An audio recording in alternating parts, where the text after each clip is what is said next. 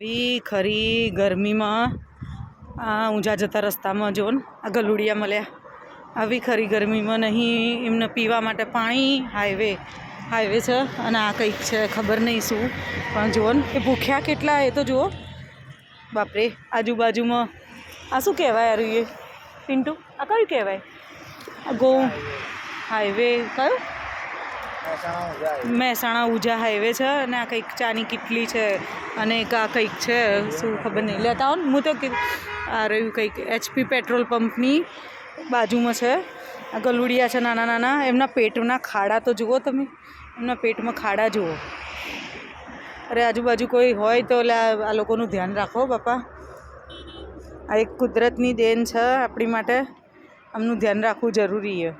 આજુબાજુ કોઈ હોય જીવદયા પ્રેમી કે ના બી હોય જીવદયા પ્રેમી, પણ આ લોકોનું થોડું ખાવાનું ને પાણીનું સગવડ કરો. મને તો બે જ દેખાયા છે, તે આગળ ગયા હાઈવે ઉપર કશું હતું નહીં, તો પછી આગળ ગયા ને પાર્લેજી મળી, તો પાર્લેજી કારણ કે બીજું કશું હતું નહીં એટલે પછી પાર્લેજી લીધી. અને જો ભૂખ્યા એ તો જુઓ તમે, હાઈવે કેવો ગરમીનો હાઈવે તો જુઓ તમે. અને આવી ગરમીમાં આ બચ્ચા એવા પર ને મારા ઘરમાં છે ને એટલે મને ખબર પડે કે આ લોકોને કેટલું તકલીફ પડે એમ.